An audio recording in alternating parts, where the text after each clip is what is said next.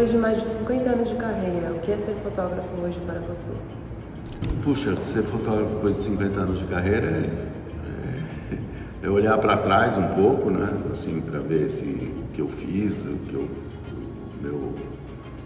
a minha história, a minha trajetória e olhar para frente também, porque eu ainda estou fazendo muita coisa, eu tenho vontade de fazer muita coisa e estou misturando o passado com o presente, com o futuro, fazendo reconexões com fotos antigas e fotos novas, enfim, é isso que é ser um fotógrafo depois de 50 anos de carreira. O que você destaca em sua trajetória entre pontos positivos e negativos? O que eu destaco de pontos positivos e negativos? Olha, negativos eu fiz muita coisa que eu não tenho orgulho de ter feito, mas que foram necessárias para eu me sobreviver, para eu constituir para estar aqui agora, inclusive, falando isso. No sentido fotográfico, no sentido artístico, foram trabalhos que ficaram muito aquém do que eu considero ser um trabalho de fotografia ou de arte, enfim, o que quer que seja isso. E os pontos positivos, enfim, estar aqui até agora, podendo continuar trabalhando, né? Eu gosto muito de uma coisa sobre a etimologia da palavra sucesso, né? Que ela tem mais a ver com sucessão, quer dizer, com continuar, do que propriamente com esse sentido mais adjetivado, né? Que ficou quase que como, às vezes pejorativamente, às vezes enaltecedoramente, mas eu acho que o fato de eu poder me suceder nesse sentido, eu tenho muito sucesso. Você circulou por diversas áreas da fotografia. Qual delas te deu mais prazer? Como você se definiria enquanto fotógrafo? Olha, eu me defini, todas as áreas nas quais eu circulei ou eu transito, digamos assim, são necessárias para o meu trabalho. Eu não me considero um fotógrafo de uma única coisa. Eu acho que talvez, se há alguma coisa na qual eu seja original, essa desenvoltura que eu passo por várias disciplinas da fotografia, né?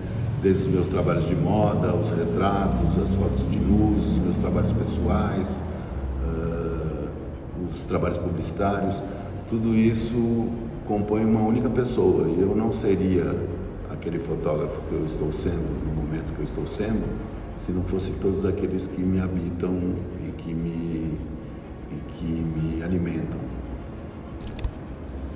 O que é um bom retrato para você e como chegar até ele? Para se fazer um bom retrato não há fórmula. Você tem que, quer dizer, no meu caso, eu vou um pouco ao sabor dos acontecimentos. Eu acho que o retrato ele é uma frase surrada minha, mas eu tenho que dizer sempre, né? Ele é um encontro que obedece à natureza dos encontros. Ou seja, você tem algumas constantes, a câmera, a luz, equipamento técnico, um ponto de partida, um estúdio, um local, essas são constantes. Muitas vezes, inclusive, são variáveis. O resto é variável, o resto depende um pouco dessa troca, dessa confiança, a confiança que o outro deposita em você, a confiança que você deposita nele, desse campo de forças que paira sobre um set fotográfico, com cada um puxando para um lado, né? Alguém que te encomenda a foto, ou o próprio sujeito, ou você fez de modo próprio, mais o desejo do fotografado de se realizar através do teu olhar, o meu desejo de usar o fotografado para constituir o meu trabalho, enfim, são muitas variáveis que são geridas ali e o resultado nunca é muito previsível. Eu nunca sei qual o retrato que eu vou fazer quando eu vou fazer um retrato, eu não sei qual o resultado que eu busco alcançar, mas de vez em quando eu chego lá. Qual foi o portrait mais desafiador de sua carreira? Portrait, retrato, para mim, isso é la même chose. O retrato mais desafiador da minha carreira, Acho que quando você encontra uma pessoa muito difícil, eu acho que são os mais desafiadores. Eu não tenho um específico, né? Eu acho que quando você vê pronto, você fala assim, bom, esse aqui foi difícil, mas valeu a pena. E outros que são, assim, talvez um exemplo, eu gosto muito de usar um exemplo, um retrato que eu tenho do João Cabral Ligano Neto, que não queria ser o poeta João Cabral Ligano Neto, para quem não conhece. Ele não queria ser fotografado e eu queria fotografá-lo para a minha exposição dos anos 90, Jardim da Luz, que era um livro-exposição que foi no MASP, em São Paulo. E eu queria fotografá-lo. E articulei com a esposa dele, a mulher dele, a dona Marli, para que eu pudesse fazer a foto. Ela aceitou, eu cheguei na Associação Brasileira, Academia Brasileira de Letras, para fazer o trabalho. E ele não queria ser fotografado de jeito nenhum. Ele não estava nem sabendo. E eu fui, a gente foi chegando. Eu tenho até uma folha de contatos que são 16 fotos, 16 quadros em que nem eu nem ele nos mexíamos. Ou seja, estávamos ambos com medo um do outro, né? Mas depois eu fui chegando, eu falei, bom, tenho que fazer uma coisa aqui. Fui chegando, troquei de lente, e fiz um retrato que eu considero um dos grandes retratos meus, e no qual eu cheguei bem perto, e ele está de olho fechado, meio nessa atmosfera mais sonhante, né, do poeta. E é isso, eu acho que esse é um retrato, é uma boa história com um final feliz. Quais foram suas maiores referências na fotografia e na carreira?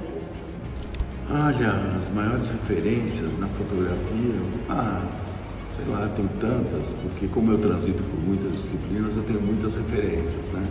Mas assim, alguém que eu gostaria de ter conhecido, o fotógrafo americano Richard Avedon, que era um retratista e também fotógrafo de moda, né? Era fotógrafo de moda primeiro, depois um retratista fabuloso. Irving Penn também. O Sebastião Salgado, que eu conheci, Cartier-Bresson, enfim, tem inúmeros. William Eggleston, o Martin Parker, eu conheci aí no Festival de Paraty, enfim, eu admiro muitos fotógrafos, muitos brasileiros também, meus contemporâneos. E às vezes a influência é uma fusão, né? Nunca ela é direta, né? Ela se funde com várias informações que você tem, a sua personalidade. Então é assim que eu enxergo as influências, né? Você lê aqui, lê ali, põe uma coisa junto, faz um caldeirão e aquilo entra dentro de você e sai no teu trabalho. É isso. A inteligência artificial é vista hoje como uma ameaça potencial à fotografia enquanto profissão. Você concorda com esse pensamento? Por quê? Sobre a inteligência artificial, olha, concordo que vai mudar alguma coisa, sem dúvida nenhuma. Como a foto digital mudou muita coisa a partir do advento dela, né? Eu acho que não me sinto ameaçado nesse momento, eu na minha carreira, no ponto que eu estou da minha trajetória, eu acho que eu já não tenho mais que... Não é, digamos assim, uma coisa que me ameaça. Mas eu acho que vai mudar a profissão do fotógrafo, talvez. Vai existir alguma coisa que não seja uma câmera fotográfica, mas que vai sempre precisar ter alguém atrás desse aparelho, desse objeto, dessa coisa, para ter um olhar, para olhar daquele jeito, daquele único e exclusivo jeito. O que um fotógrafo profissional pode fazer para escapar da possibilidade de ser substituído por uma máquina? Não